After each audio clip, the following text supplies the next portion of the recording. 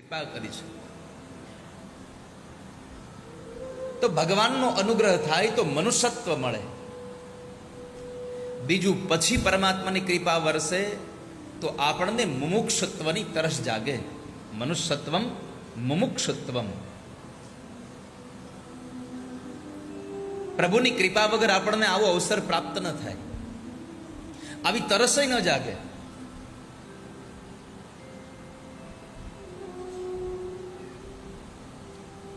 તો આજે ભગવાને આપણા પર કૃપા કરી કે આપણને ભાગવત સાંભળવાની ઈચ્છા થઈ, અને એ ભાગવત સાંભળવાની ઈચ્છા થઈ જાય પણ ભાગવત સાંભળવા મળે, ભાગવતમાં બેસવા મળે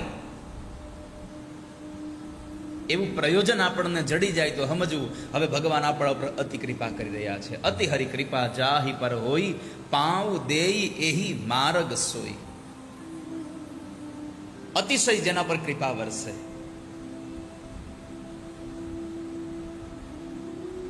એ જીવાત્મા ભગવાનની કથા માટે બેસે છે. એ જીવાત્માને કથા સાંભળવા મળે છે.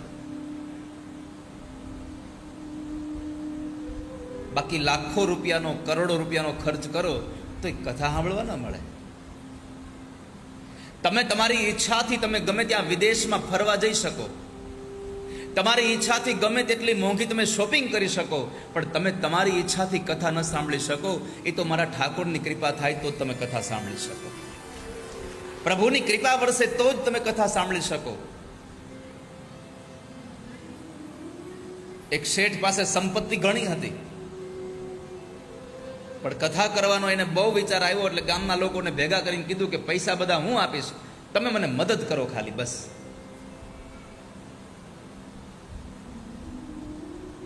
ગામ લોકોએ બધું જ રંગે ચંગે આયોજન કર્યું,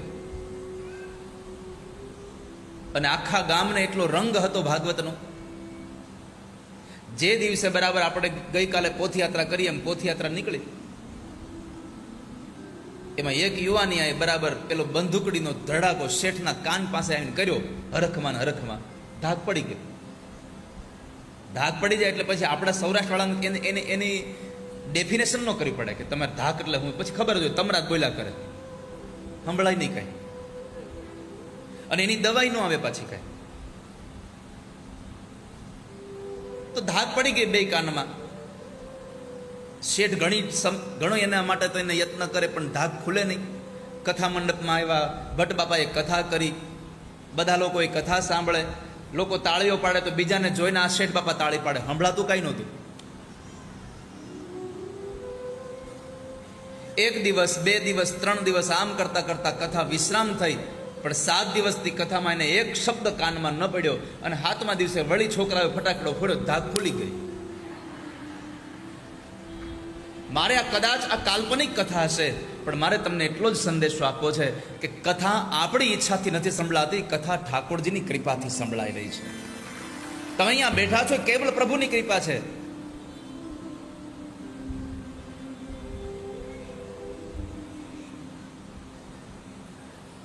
તો આજે આપણા કેટલા જન્મનું આપણું પુણ્ય ભેગું થયું. જન્માંતરે ભવેત પુણ્યમ તદા ભાગવતમ લભે. જન્માંતરે ભવેત પુણ્યમ.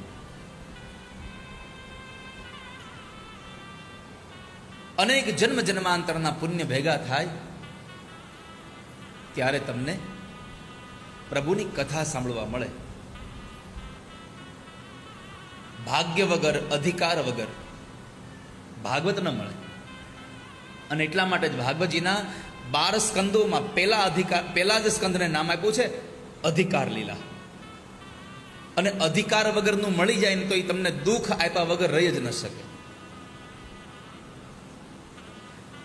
તમારી પાત્રતા વગરનું તમને મળી જાય તો તમને સુખ ના આપે, તમને દુઃખ જ આપે.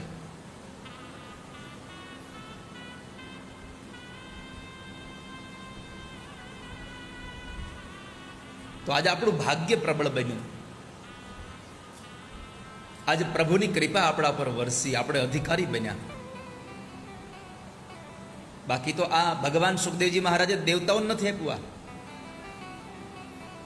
પરીક્ષિત મહારાજને જ્યારે કથા સંભળાવવા માટે સુખદેવજી ભગવાન ગંગાના ઘાટ પર આવે છે, આનંદ નામના તટ ઉપર, અને એ કથા કરવા માટે આવેલા સુખદેવજી મહારાજને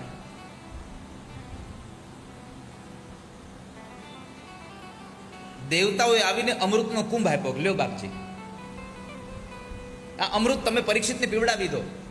એને મૃત્યુનો ભય છે, એ મૃત્યુનો ભય નીકળી જશે, એ મરશે નહીં, અમર થઈ જશે. પણ સુખદેવજી ભગવાન તો મહાજ્ઞાની હતા, દીર્ઘદ્રષ્ટા હતા, એટલે સમજ્યા કે આમાં કોઈ માણસ મને કશું કોઈના આપવા માટે આપે તો એના માટે થઈને એ માણસને કંઈક તો અપેક્ષા હોય જ. અપેક્ષા વગરનો માણસ જીવી જ ન શકે. તો સુખદેવજી ભગવાને દેવતાઓને પૂછ્યું કે તમે અમૃત આપો છો, પણ આના બદલામાં તમારી કોઈ અપેક્ષા ખરી? દેવતાઓ એટલું જ કહ્યું કે બાપજી, અમારી એટલી જ અપેક્ષા છે કે તમે જે કથામૃત તમે પરીક્ષિતને પીવડાવવા જાઓ છો, એ કથામૃત અમને પીવડાવી દો, બસ. અને ત્યારે ભગવાન સુખદેવે કહ્યું કે હું ન કહી શકું, આ અમૃત તમે મને આપો એ તમારી ઈચ્છા છે, પણ કથામૃત મારે તમને આપવું એ મારો અધિકાર નથી. એ કથામૃત આપવાનો અધિકાર પરીક્ષિતનો છે. હવે એને પૂછી લો, જો એને જો અમૃત પીવું હોય તો એના બદલામાં કથામૃત તમને આપું, અને એને કથામૃત પીવું હોય તો હું અમૃત તમને નહીં આપી શકું, કથામૃત. પરીક્ષિતને પ્રશ્ન કર્યો સુખદેવજી ભગવાને કે રાજા, તારે અમૃત પીવું છે કે કથામૃત? પરીક્ષિતે બે હાથ જોડીને પ્રાર્થના કરી કીધું, બાપજી પેલા તો એ કહો મને કે અમૃતમાં અને કથામૃતમાં બેમાં તફાવત શું છે? કોને અમૃત કહેવાય? અને અમૃતનો ફાયદો શું, કથામૃતનો ફાયદો શું? સુખદેવજી ભગવાન કહે છે, રાજા, અમૃત પીવે એ અમર બને છે, લાંબુ જીવે છે, અને કથામૃત પીવે એ દીર્ઘજીવી બનતો નથી, પણ એ દિવ્યજીવી બને છે. હવે નક્કી તારે કરવાનું છે, લાંબુ જીવવું છે કે સારું જીવવું છે. અને ત્યારે પરીક્ષિતે કહ્યું, બાપજી ભલે થોડું જીવાય પણ સારું જીવાય, એના માટે મને કથામૃત પીવડાવો. સુખદેવજી ભગવાને દેવતાઓને કથામૃત ના આપ્યું. કેમ? અધિકાર નહોતો એના માટે થઈ. આપણને અધિકાર મળે છે કથામૃતનો, તો આપણે ભાગી છીએ, આજે બળભાગી છીએ, આજે પરમ સૌભાગી છીએ આપણે કે આપણને ઠાકોરજીની કથા મળે છે.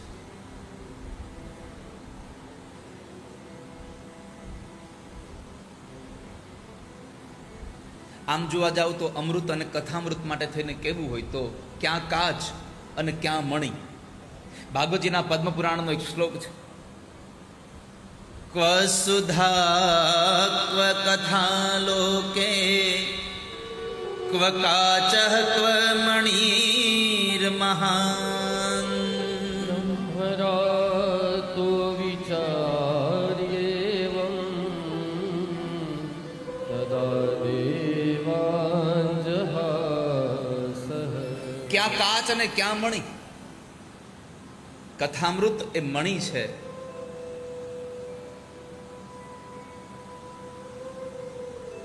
અને અમૃત એક કાચ છે. કાચનો ટુકડો ગમે તેટલો મોંઘો લઈ આવીને તમે લોખંડને સ્પર્શ કરાવો, એ લોખંડમાંથી સોનું થાય નહીં કોઈ દિવસ. પણ મણી હોય અને લોખંડ ભલે ગમે તેવું હોય, સ્પર્શ થાય એટલે એમાંથી સોનું બન્યા વગર ન રહે. તો ક્યાં કાચ અને ક્યાં મણી, આ બેયની તુલના ન કરી શકાય.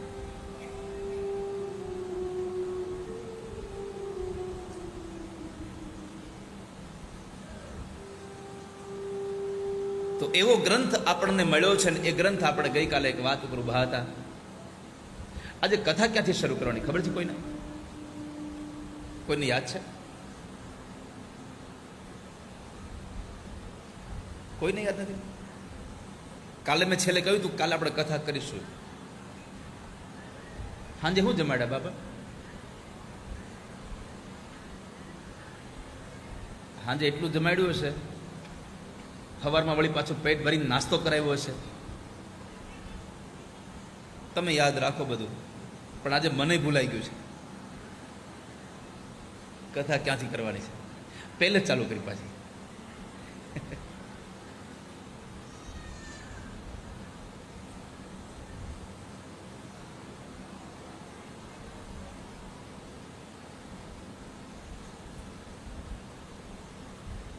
લોક વિગ્રહ મુક્તસ્ય નારદસ્ય સ્થિરસ્ય ચ વિધિશ્રવે કુતઃ પ્રીતિ. સંયોગ પુત્રતે સહ. નારદજીએ કથા શું કામ સાંભળી? અહીંયા આવીને આપણે ઉભા રહ્યા હતા. શા માટે કથા સાંભળી? જે માણસ આ લોકના આ વિવાદોથી પર છે, સંસારની માયાથી દૂર રહે છે ને, એ માણસને કથા સાંભળવી પડી. હા, શા માટે? સાંભળો. એક વખતના સમયે નારદજી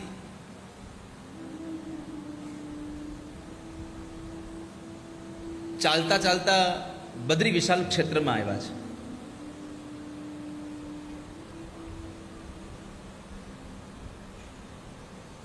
અને બદ્રી વિશાલ ક્ષેત્રમાં આવ્યા, પણ ચહેરા ઉપર બહુ બધું દુઃખ હતું.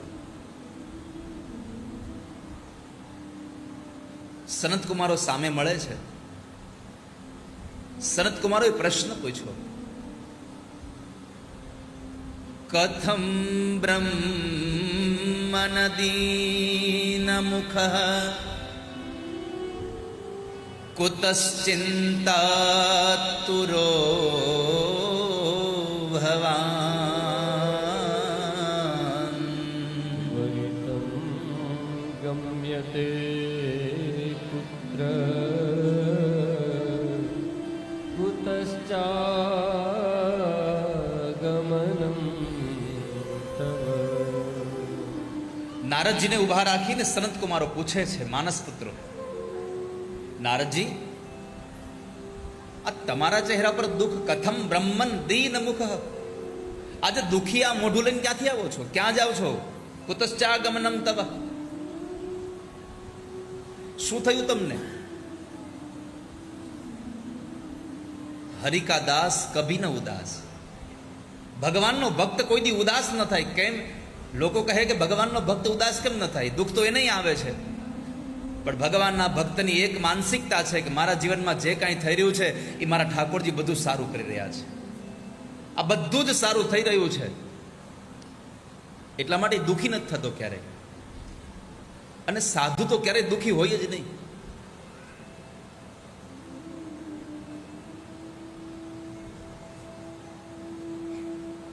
તમે કેમ દુઃખી થયા છો? નારદજીનું ખાલી આમ મોઢું જોઈને સનત કુમારોએ એના મનની ભાવને ઓળખી લીધો. ને આ સંસારમાં તમે જુઓ, તમારી અંદર આ દુઃખ આમાં ગમે તેટલું પડ્યું હોય, તમે મોઢાથી કોઈને ન કહો છતાં પણ એ દુઃખ તમારું સામેવાળાને ખબર પડી જાય. જેને ફેસ રીડિંગ આવડતું હોય, જેને માણાને ઓળખતા આવડતું હોય, એને.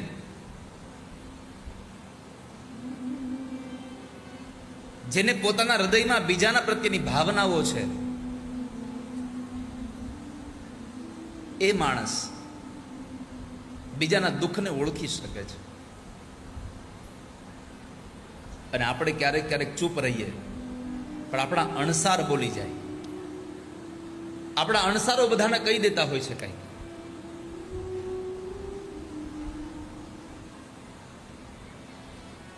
નાજરી દેખૈયાની એક ગઝલના બે શેરો છે.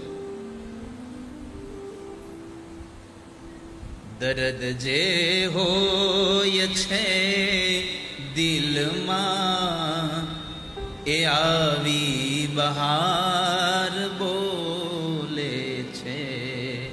દર્દ જે હોય છે દિલમાં, એ આવી બહાર બોલે છે. તમારા હૃદયમાં તમે દુઃખને ગમે તેટલા છુપાવવાના પ્રયત્ન કરો, પણ એ તમારા અણસારમાં આવ્યા વગર રહી જ ન શકે. કદાચ તમારી આંખો મૌન થઈ જાય તો અશ્રુની ધાર બોલી જાય છે. રહે છે મૌન જો આંખો, તો અશ્રુધાર બોલે છે. રહે જો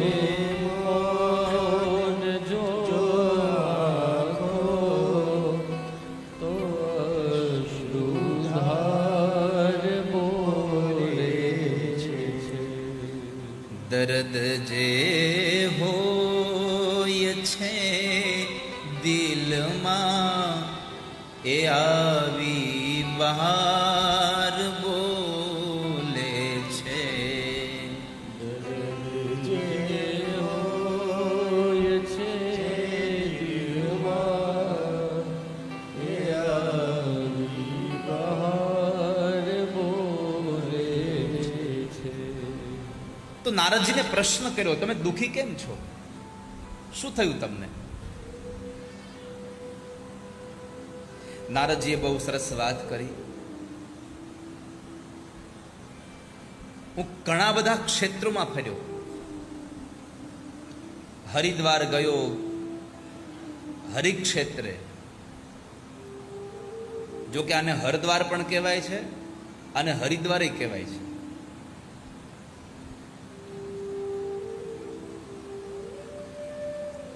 બદ્રી વિશાલ જવું હોય તોય અહીંયાથી, અને કેદારનાથ જવું હોય તોય અહીંયાથી.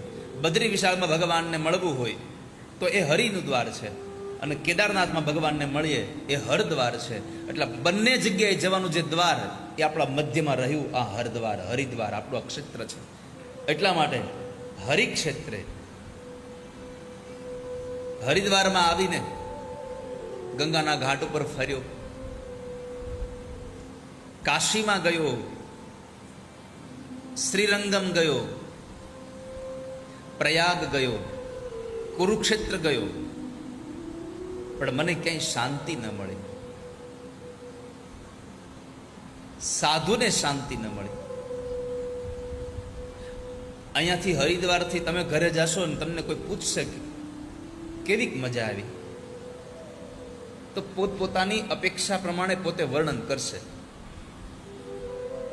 કથામાં એટલી ગરમી થતી હતી ને,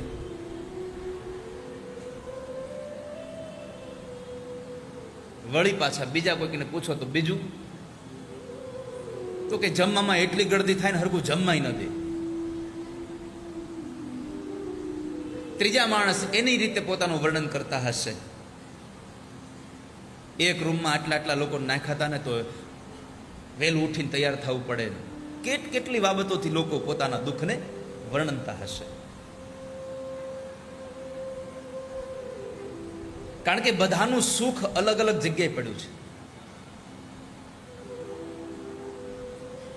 બધાને સુખ અલગ અલગ જગ્યાએ છે. કોઈને સારું જમવા મળે તો સુખ મળે છે, કોઈને સારી ગાડી મળે તો સુખ મળે છે, કોઈને સારું સુવા મળે તો સુખ મળે છે, કોઈને સારું પહેરવા મળે તો સુખ મળે છે, અને કોઈને ગમે તે રીતે ઠાકોરજીની કથા મળે એનું સુખ મળે છે. બધાનું સુખ અલગ અલગ છે. ઘણાને સોફામાં બેઠા પછી મજા ન આવે. કેમ? તો કે કુલર આઘું હતું. તમારી વાત નથી હો, પણ હું આ બધી આપણી જે જીવનની માનસિકતાઓ જે આપણને હેરાન કરી રહી છે,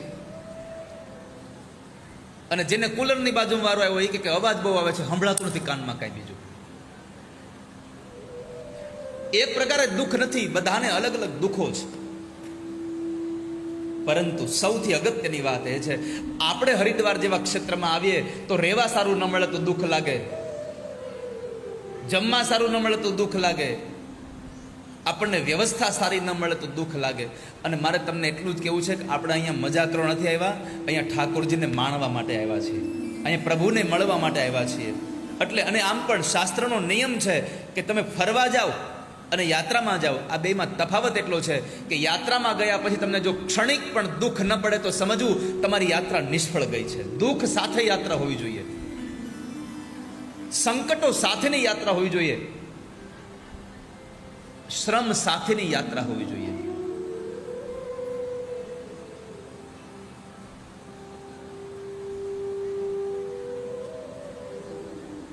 તો પરમાત્માના દાસનું દુઃખ કયું છે, ભગવાનના ભક્તનું દુઃખ કયું છે? નારદજી અને એટલે કે સાધુ દુઃખી શું કામ થયા?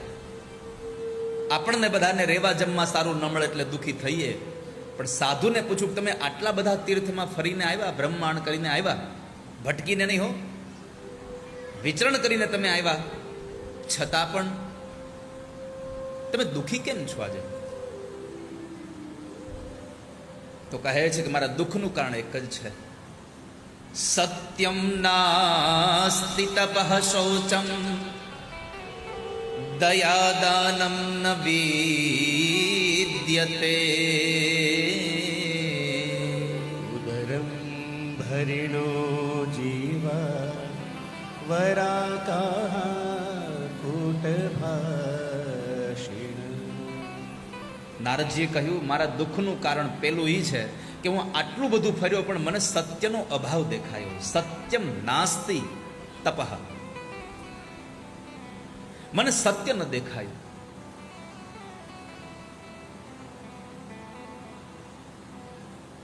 બીજું, તપનો અભાવ દેખાયો મને. ત્રીજું, મને શૌચ, પવિત્રતા, મને પવિત્રતા બહુ ઓછી દેખાણી. સાધુના દુઃખના કારણો જુઓ, સંસારમાંથી સત્ય જતું રહેતું હતું એટલે એને દુઃખ લાગ્યું. સંસારમાંથી તપ ઓછું થયું તો એને દુઃખ લાગ્યું. આપણને પૈસા ઓછા થાય એટલે દુઃખ લાગે છે. આપણને આગળ બેસવા ન મળે એટલે દુઃખ મળે છે. આપણને પેલા જમવા નથી મળતું એટલે દુઃખ મળે છે. આપણને રહેવા માટે સારી વ્યવસ્થા નથી મળતી એટલે દુઃખ મળે છે. પણ સાધુને દુઃખ થયું, સંસારમાંથી સત્ય ઓછું થયું, માણસ અસત્યનું આચરણ કરતો થયો એટલે સાધુ દુઃખી થયો. માણસ સંસારમાંથી તપ કરતો બંધ થઈ ગયો, ભગવાનના નામની માળા ફેરવતો બંધ થયો એટલે સાધુને દુઃખ થયું. ત્રીજું, સમાજમાં સ્વચ્છતા વધી પણ પવિત્રતા ઘટી એટલે સાધુ દુઃખી થયો. અહીંયા લખ્યું શૌચમ, પવિત્રતા ભાવ છે. અને દુનિયામાં તમે જુઓ સ્વચ્છતા બહુ છે, પવિત્રતા ઓછી છે. પણ મારે તમને પ્રાર્થના કરવી છે કે સ્વચ્છતા ઓછી હોય તો ચાલે પણ આપણું જીવન પવિત્ર હોવું જોઈએ. આ બેમાં જમીન અને આકાશ જેટલો તફાવત છે. અને જો કદાચ સ્વચ્છતાની જ કદાચ જો જરૂરિયાત હોત, પવિત્રતાની આવશ્યકતા ન હોત તો આપણે બધા જ એ વાતના સાક્ષી છીએ કે એકાદ વર્ષથી ગુફાઓમાં રહેલા, પોતાના શરીર ઉપર ભસ્મ લગાડીને એક વર્ષથી તપમાં બેસેલા એ સાધુઓ જ્યારે શિવરાત્રિના દિવસે નિર્વસ્ત્ર થઈને નીકળે છે ત્યારે અહીંયા સ્વચ્છતા ઓછી હોય છે, પવિત્રતા વધારે હોય છે. એટલે લાખો લોકો લાઈનમાં બેઠા હોય છે ને દર્શન કરવા માટે શિવરાત્રિએ. જુનાગઢમાં એટલા માટે બેઠા હોય છે આપણે. કેમ? એ સાધુમાં પવિત્રતા છે, એની પવિત્રતા આપણને ખેંચી જાય છે. અને આ વર્ષે તો ઓહો મિની કુંભ થયો તો હો. તમારા આશ્રમમાં તો હવા એવું જ નહોતું, બહારથી વહી જવું પડ્યું.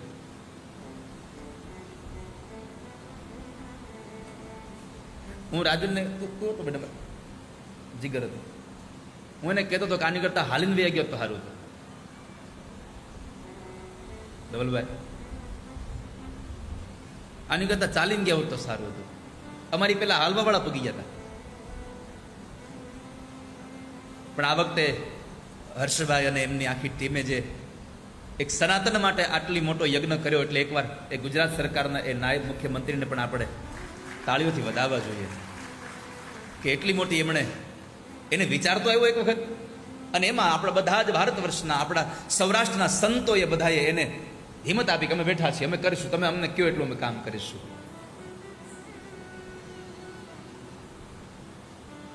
તો મારો મૂળ શબ્દ એ છે કે સ્વચ્છતા બહુ ઓછી હશે તો ચાલશે પણ જીવનમાં પવિત્રતા બહુ જોશે.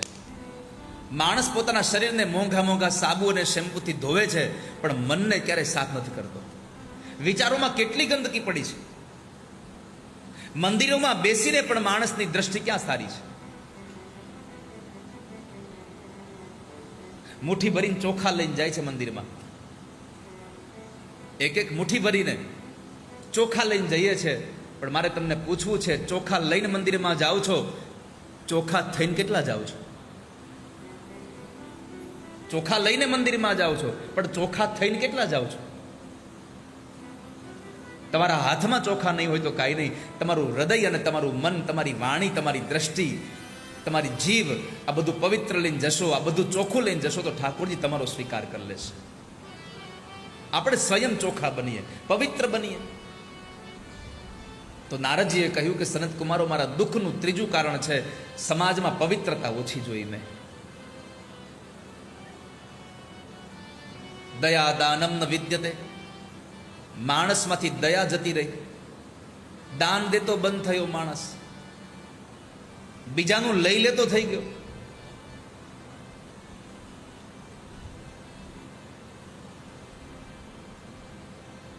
દુકાનદાર એક વસ્તુ આમ મૂકીને બીજી વસ્તુ લેવા જાય ત્યાંથી એક વહી ગઈ હોય. હરિદ્વારમાં તમે જુઓ તો એક એક દુકાનમાં 3 લોકોનું ભારે રહેવું પડે. ગરાગ 1-2 જ હોય. કેમ? નકર એક ગરાગનું લેવા જાય તો બીજો ગરાગ એ વયો જાય છે. માણસોની માનસિકતા તૂટી ગઈ છે.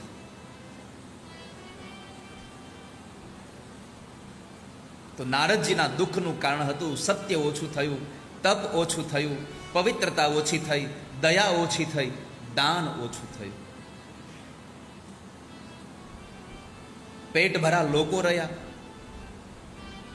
પેટ ભરવા માટે મીઠું મીઠું બોલે, ઉદરમ ભરીણો જીવા વરાકા કૂટ ભાષિણ,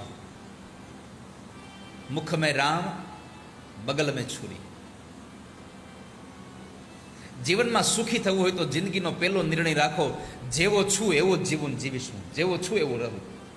આપણે દેખાઈએ છીએ અલગ અને હોઈએ છીએ અલગ.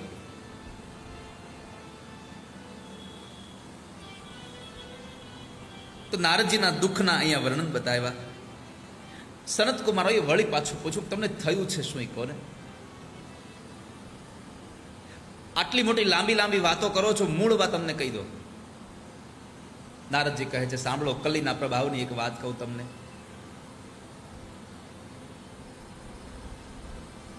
કે બધા જ તીર્થોમાં ફરતા ફરતા મને એમ થયું કે વૃંદાવનમાં મને શાંતિ મળશે, એટલે મેં વૃંદાવન તરફ ગતિ કરી. યમુનાના ઘાટ ઉપર જતો હતો. એમાં એક બહુ મોટું કુતૂહલ જોવા મળ્યું કે હજારો સ્ત્રીઓ એક યુવાન સ્ત્રીની સેવા કરે છે. પણ જે સ્ત્રીની સેવા થઈ રહી છે, સ્ત્રી પણ ચોધાર અશ્રુએ રડે છે. કોઈ એને ચમર ઢોળે છે, કોઈ એને જલપાન કરાવે છે, કોઈ એને દૂધ આપે છે, કોઈ એના ચરણની સેવા કરે છે. અનેક રીતે એની સેવા થઈ રહી છે, છતાં પણ એ યુવાન સ્ત્રી રડે છે. આ કથા આપણને સંદેશો આપે છે કે દુનિયામાં સુખ કોઈ પદાર્થમાં નથી, દુનિયાનું સુખ તમારી વિચારધારામાં પડ્યું છે. નહીં તો આટલી બધી સ્ત્રીઓ જ્યાં ચમર ઢોળતી હોય, જેના પગ દબાવતી હોય, જેને દૂધ આપતી હોય, જેને પાણી આપતી હોય, એ માણસ દુઃખી થાય, છતાં એ રડે છે. કારણ કે આ સંસારનું દુઃખ માણસના વિચારોમાં પડ્યું છે.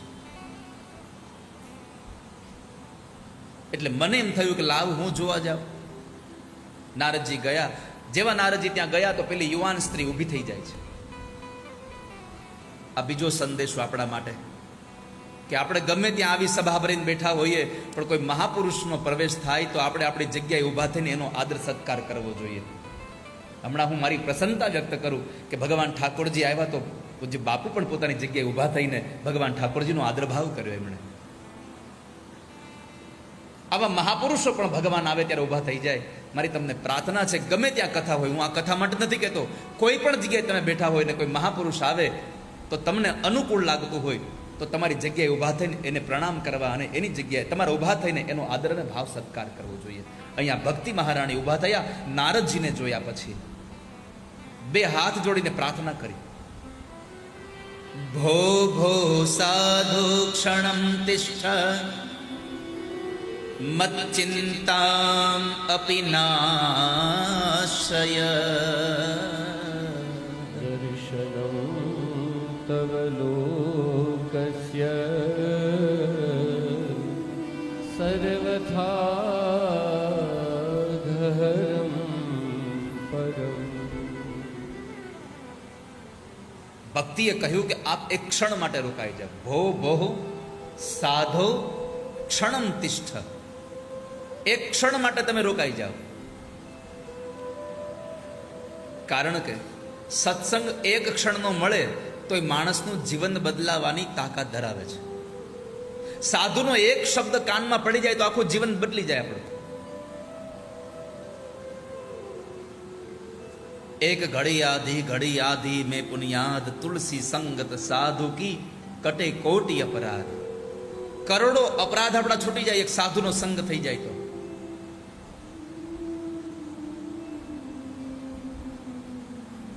માટે હે સાધુ, એક ક્ષણ માટે રોકાઈ જાઓ તમે. અને આમ પણ દુનિયાના 2 શબ્દો યાદ રાખવા. એક સજ્જન માણસનો ક્યારેય સમય ન બગાડવો, અને એક અનાજનો કોઈ દી કણ ન બગાડવો. આપણે તો કેટલું બધું આમ થાળીમાં લઈ લઈએ અને પછી જવા દઈએ. સાધુની ક્ષણ ન બગાડવી. સાધુ એટલે સજ્જન. સાધુની ક્ષણ ન બગાડવી અને અનાજનો કણ ન બગાડવો. હવે તો એક ટ્રેન્ડ આવ્યો છે, હોટલમાં જમવા જાય અને જો ડીશમાં થોડું મૂકી ન દે તો એની આબરૂ ન હારી થાય. આ યુવાનને બધા જતા હશે, બરાબર છે ને? સોડા પીવે તો શરબત થોડુંક મૂકી દેવાનું, પૈસા પૂરા આપવાના, જવા દેવાનું, જાણી જોઈને જવા દેવાનું. કેમ? આ બધું પી જાય તો લોકો આપણને ભૂખડા કે. પણ મારી પ્રાર્થના છે તમને કે તમે કદાચ હોટલમાં પરિવાર સાથે જમવા ગયા હો, તમને જે તમારા પૈસાના બદલામાં જેટલું આપવામાં આવ્યું છે એમાંથી થોડું થોડું તમે જમતા જાઓ. બાકીનું જે સારું વધે એ અઠવાડિયામાં ન જવા દો. એના માલિકને કહો અમના જબલામાં પેક કરી દો. તમારા ઘર સુધી આવો ને રસ્તામાં કોઈ તમને યાચક મળી જાય, કોઈ ફૂટપાથ ઉપર કોઈ સૂતો હોય તો એ ભૂખાને તમે મૂકતા આવો. તમે તો પૈસા આપ્યા છે, શું કામ ન લઈ લઈએ? પણ હેઠવાડમાં ન જવા દઈએ તો આપણે સારા ન કહેવાય. અનાજનો કણ ન બગાડીએ. મારી તમને અહીંયા પ્રાર્થના છે કે આટલા બધા લોકોનો અહીંયા પ્રસાદ લેવાય છે અને તમે જેટલા આવ્યા છો એના કરતાં વધારે લોકોનો પ્રસાદ અહીંયા બને છે. અને પરબના પીરની એ કૃપા છે કે એકવાર રસોઈ બન્યા પછી અહીંયા હજારો માણસ જમે તો કોઈ દી ટોપલા ખાલી નથી થતા. આ સેવાદાસ બાબાના એ કૃપાનો પ્રસાદ અહીંયા બધાને અપાઈ રહ્યો છે. પણ મારી તમને પ્રાર્થના એટલી છે કે બીજી વાર લેવા જવું ન પડે, એટલે પહેલી વારમાં થાળી ભરીને બેહી ન જાવ અને પછી આપણે એઠવાડમાં જવા દઈએ છીએ. અહીંયા કેટલા સંતો, અહીંયા કેટલા ભિક્ષુકો અહીંયા હોય છે, બધાના પેટમાં જાય એવી કૃપા કરજો. મારી પૂર્ણ પ્રાર્થના તમને બધાને કે અહીંયા ભાગવતનો પ્રસાદ ક્યારેય પણ એઠવાડમાં ન જાય, તમારા થાળીમાં એક ચોખાનો દાણો પણ એઠવાડમાં ન જાય એવી કૃપા કરજો. આ સવાબ મારા ઉપર, બસ મારી પ્રાર્થના એટલી છે તમને બધાને. સમય ન બગાડીએ કોઈનો અને એક અનાજનો કણ ન બગાડીએ.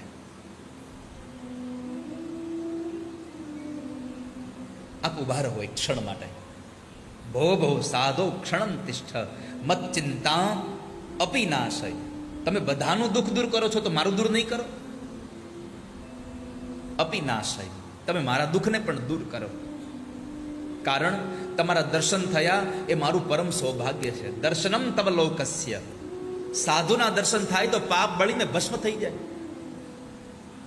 તમારા દર્શન થયા એ મારું પરમ સૌભાગ્ય છે. સાધુને વંદન કર્યા છે અને એ સાધુને વંદન કરાય જેનામાં સાધુતા દેખાતી હોય. સાધુ ગમે એટલી વખત મળે ને વંદન કરતા રહો, એને પ્રણામ કરતા રહો.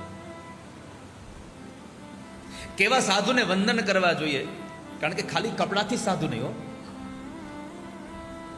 મેં હંમેશા એક વાક્ય વારે વારે કથામાં કહેતો રહું છું કે કપડાં બદલીને સાધુ થવું એ સામાન્ય ઘટના છે, પણ પોતાનો સ્વભાવ બદલીને સાધુ થાય એ અસામાન્ય ઘટના છે. માણસ પોતાનો સ્વભાવ બદલી નાખે, સ્થિતિ ગમે તે આવે, પણ પોતાના વર્તમાનો બદલે નહીં. એટલે માં ગંગા સતી કહે છે, શીલવંત સાધુને વારે વારે નમીએ પાનબાઈ, બદલે નહીં વ્રતમાન.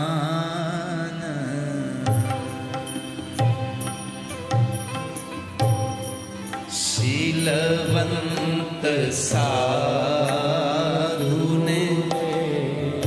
આ તો સાધુનો અખાડો થાય.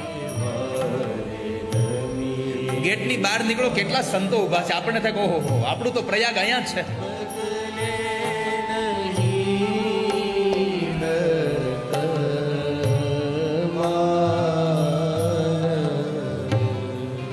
શીલવંત સાધુ, શીલવાન હો. શીલના બે અર્થો છે બાપુ. કારણ કે માં રૂકમિણીએ ભગવાનને કહ્યું છે પત્રમાં, કાતવા મુકુંદ મહતી કુલ શીલ રૂપ. શીલના બે અર્થો છે. શીલ એટલે ચારિત્ર્ય પણ થાય અને શીલ એટલે સ્વભાવ પણ થાય. જેનું ચારિત્ર્ય પણ સારું છે અને જેનો સ્વભાવ પણ સારો છે, આ બે વસ્તુ જેનામાં સારી હોય એને સાધુ કહેવાય, એને વારે વારે પ્રણામ કરાય. શીલવંત સાધુને વારે વારે નમીએ પરવાર બદલે નહીં વ્રત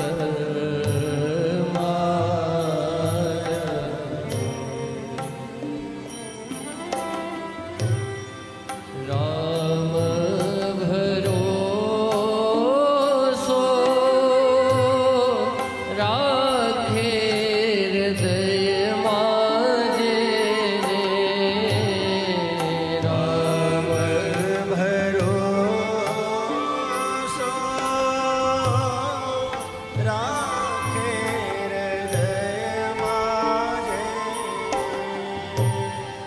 મારા જ થયા મહેરબાન રે. અહીંયા બહુ સુંદર વાત કરી હો. જેને રામનો ભરોસો હૃદયમાં હોય, જેને ભગવાનનો ભરોસો હૃદયમાં હોય, અમને સેવકોનો ભરોસો હૃદયમાં રાખવા કરતા પ્રભુનો ભરોસો હૃદયમાં રાખીએ તો ભગવાન જ સેવકોને આજ્ઞા કરે કે જાઓ તમે સેવા કરી આવો.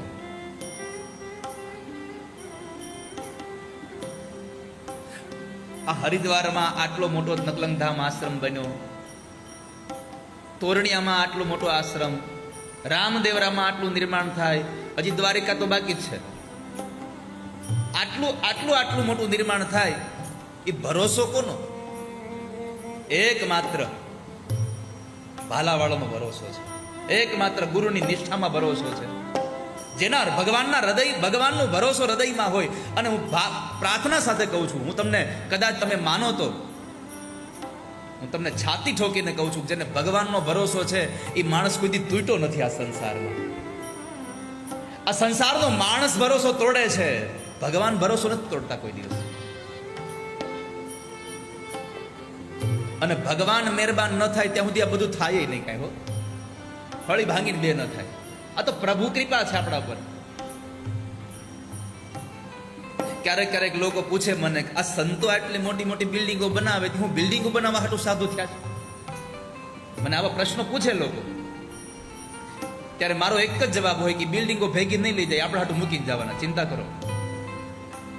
એટલે પેટ ભરીને જ્યારે જ્યારે પણ સમાજમાં કામ થતું હોય ત્યારે આવા સંતો માટે, સમાજ માટે.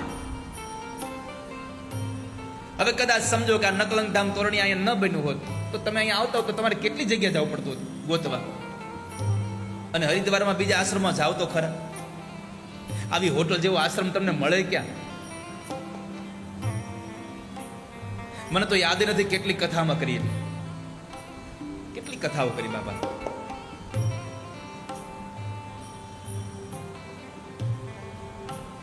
તો જેના પર ભગવાન મહારાજ, જેના પર ભગવાન રાજી છે, એટલા માટે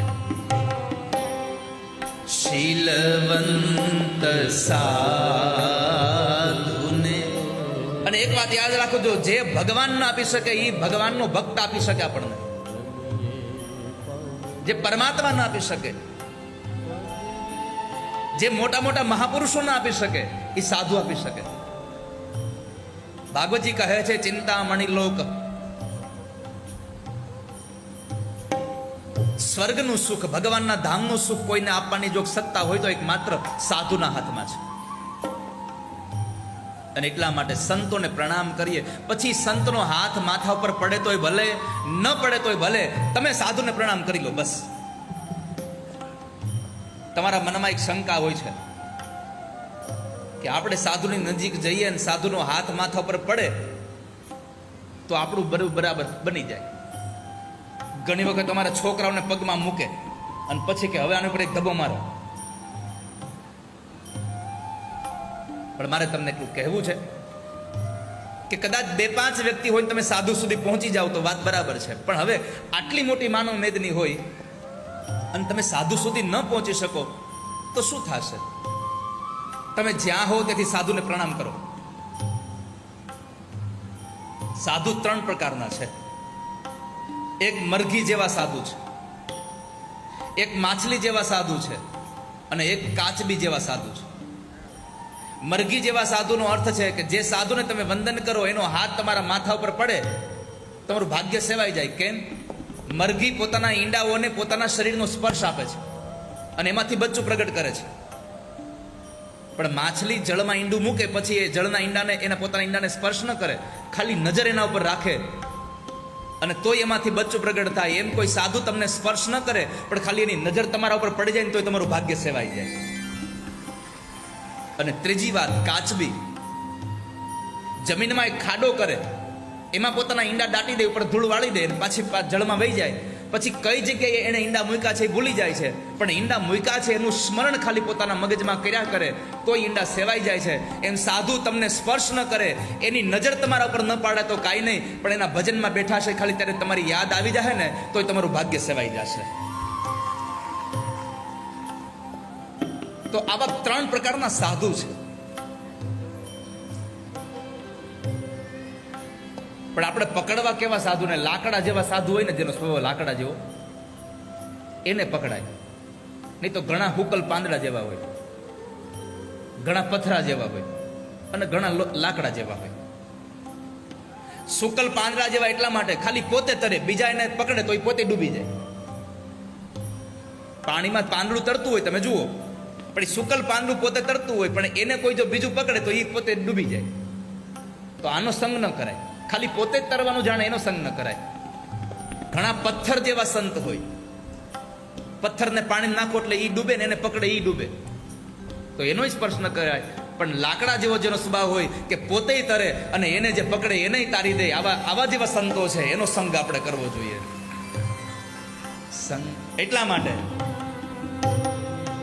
શીલવંત સાધુને વારે વારે નમીએ પાનભાઈ, બદલે નહીં વ્રત માનવે.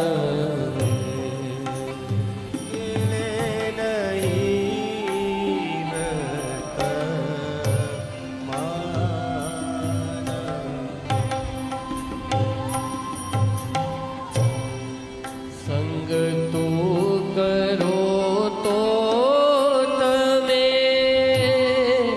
એવા નરની કરજો ને.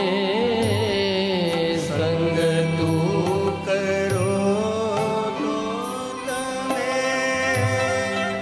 એવાની રે કરજો રે.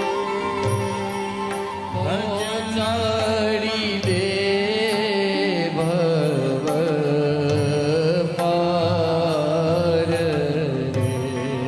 પહોંચાડી દે ભવ. એવા સાધુનો સંગ થાય, એવા સંતોને પ્રણામ કરાય કે જે આપણને ભવ પાર લગાવી દે. મિલે એક એસા સંત ફકીર જો પહોંચા દે ભવ નદિયા કે તીર. તો સાધુને મળીએ, સાધુને પ્રણામ કરીએ. અહીંયા ભક્તિ મહારાણી દેવર્ષિ નારદને પ્રણામ કરીને કહે છે કે મારું ભાગ્ય આજે ઉઘડ્યું કે મને તમારા દર્શન થયા. સર્વથા ગહરમ પરમ, તમારા દર્શન થકી મારા પાપ બળીને ભસ્મ થયા. તમે કોણ છો? કેમ રડો છો? પછી યુવાન સ્ત્રી પોતાની ઓળખાણ આપે છે કે મહારાજ મારું નામ ભક્તિ છે. આ તમારા ખોળામાં 2 પુરુષો, આ 2 મારા દીકરા છે. નારદની આંખો ફાટી ગઈ કે મા યુવાન અને દીકરા વૃદ્ધ, આવું તો પહેલી વાર જોયું. નહીં તો મા વૃદ્ધ બને અને દીકરાઓ યુવાન બને એવું તો જોયું હોય આપણે સમાજમાં, પરંતુ આપણે આજે આખી કલયુગની આ ઘટના છે, કલીના પ્રભાવની કથા છે. નારદજીએ પૂછ્યું કે આવું કેમ થયું? એટલે ભક્તિએ કહ્યું કે હું દ્રવિડમાં ઉત્પન્ન થઈ, કર્ણાટકમાં મોટી થઈ, મહારાષ્ટ્રના અનેક ક્ષેત્રોમાં ક્વચિન મહારાષ્ટ્રે ગુર્જરે જીર્ણતામ ગતા. હું ગુર્જરમાં આવીને જીર્ણ બની, પણ યમુનાના કિનારે આવીને મને સ્નાન મળ્યું તો મને મારું યૌવન પાછું મળ્યું. પણ મારા 2 દીકરાઓ વૃદ્ધના વૃદ્ધ રહ્યા. કૃપા કરીને નાથ તમે આને જગાડો. તમે આને જગાડી દો. અને જો તમે નહીં જગાડો, ઇદમ સ્થાનમ પરિત્યજ્ય વિદેશમ ગમ્ય તે માયા, હું આ સ્થાન છોડીને વિદેશમાં ચાલી જઈશ. નારદજીએ કહ્યું તમારે ક્યાંય જવાની જરૂર નથી, પણ મને વિચાર આવે છે ભક્તિ, તમે તો ભગવાનના પ્રિય છો. ત્વમ તુ ભક્તિ પ્રિયા તસ્ય સતતમ પ્રાણતોધિકા ત્વયા હૂતસ્તુ ભગવાન યાતિ નીચ ગૃહેષ્વપી. ત્વમ તુ ભક્તિ પ્રિયાત, તમે તો ભગવાનના પ્રિય છો અને ભગવાનને પ્રાણથી અધિક પ્યારા છો તમે. તો છતાં આવું કેમ થયું? નારદજી એક વાક્ય બહુ સરસ કહ્યું છે કે ભક્તિ, તમારા કહેવાથી તો ભગવાન નીચ લોકોના ઘરે પણ જાય છે. ત્વયા હુતસ્તુ ભગવાન યાતિ નીચ ગૃહેષ્વપી. અને જેના ઘરમાં ભક્તિ હોય, માણસ જ્ઞાતિમાં ગમે તે હોય, એના ઘરે ભગવાન આવ્યા વગર ન રહે. આ દુનિયામાં તમારું મકાન કેટલું સારું છે, તમે કેટલી ઉચ્ચ જ્ઞાતિમાં જન્મ લીધો છે એ અગત્ય નથી. તમે ભગવાનના ભક્ત કેટલા મોટા છો, ભગવાન પ્રત્યેની તમારી લાગણીઓ કેટલી છે, એના ઉપર ભગવાન તમારે ત્યાં આવે છે. રોહિદાસ મહારાજ ચમાર હતા, છતાંય ભગવાને એની સેવાનો સ્વીકાર કર્યો. કેમ? એનામાં પરમાત્મા પ્રત્યેની ભાવનાઓ સારી હતી, પ્રભુ પ્રત્યેની લાગણીઓ સારી હતી, ઈશ્વર પ્રત્યેની શ્રદ્ધાઓ સારી હતી.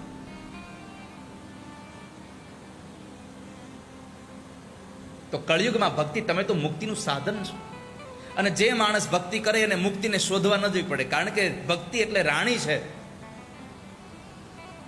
ભક્તિ એ રાણી છે અને મુક્તિ એની દાસી છે. તો જ્યાં રાણી હોય ત્યાં દાસી હારે જ હોય. અને આ સંસારમાં કલિકાલમાં મુક્તિનું કોઈ સાધન હોય તો કેવલ ભક્તિ છે.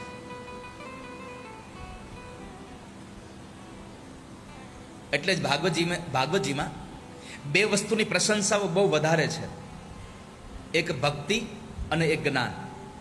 આ બેની પ્રશંસાઓ બહુ વધારે છે. પણ આપણને એમ થાય કે હવે આ મુક્તિ મેળવવાની વાત કરે છે, તો મુક્તિ એટલે શું? આપણે તો મર્યા પછીની જ વાત છે મુક્તિની. જીવતા તો કોઈને મોક્ષ જોતો જ નથી.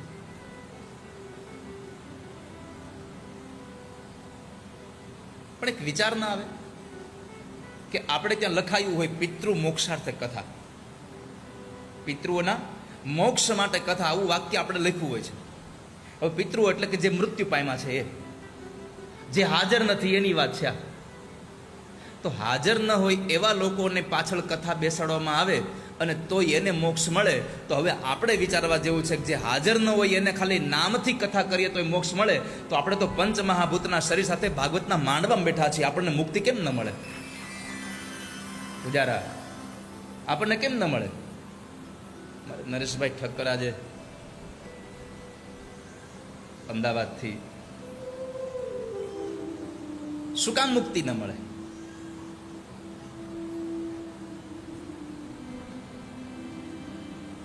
પણ બહુ મોટી દુવિધા એ છે કે આપણે તો કથા તો પિતૃ મોક્ષ કરી છે, આપણે મોક્ષની શું લેવા દેવા? અને બીજી વાત, આપણી માન્યતા એવી છે કે મોક્ષ તો મર્યા પછી જ મળે. ના, આપણને સ્વર્ગે મર્યા પછી જ જોઈએ છે. પણ મર્યા પછીનું સ્વર્ગ કેવું છે કોઈને ખબર નથી. એટલે મારી પ્રાર્થના એટલી છે કે આ કથાને સાંભળીને તમારું જીવન એવું બનાવો કે આ દુનિયા જ, આ પૃથ્વી તમારા માટે સ્વર્ગ સમાન થઈ જાય. તમને સ્વર્ગ જેવો અનુભવ અહીંયા જ થઈ જાય. અને બહુ નિયમ છે આ સંસારનો કે જેને જીવન જીવતા આવડે એના માટે સ્વર્ગ જ અહીંયા. સ્વર્ગનો અર્થ છે સુખ. તો સ્વર્ગમાં સુખ મળે છે. આ સંસારમાં તમને સુખ મળે એટલે આપણે કહીએ સ્વર્ગ જેવું. અને આપણે ઘણી વખત કહીએ છીએ ને કે ભાઈ ફલાણી જગ્યાએ ફરવા જાઓ, સ્વર્ગ જેવું છે. જ્યાં આપણને આનંદ મળે એ સ્વર્ગ છે. અત્યારે કદાચ કોઈ પૂછે કે તમારા માટે સ્વર્ગ કયું, તો હરિદ્વારમાં આ કથાનો મંડપ આપણા માટે સ્વર્ગ છે, જ્યાં આપણને આનંદ મળી રહ્યો છે, ઠાકોરજીની કથા મળી રહી છે.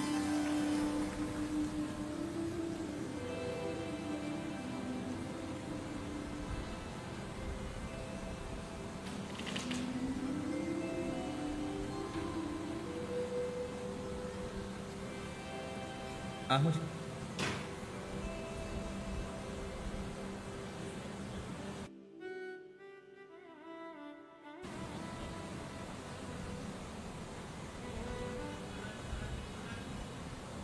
આ લ્યો, આ બધું પછી રાખો.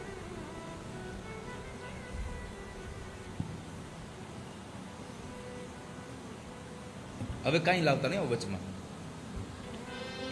એવું લાગે બીજા દિવસે તમે જઈને દઈ આવજો. ક્યાં પહોંચી ગયા હતા? સ્વર્ગની વાતમાં.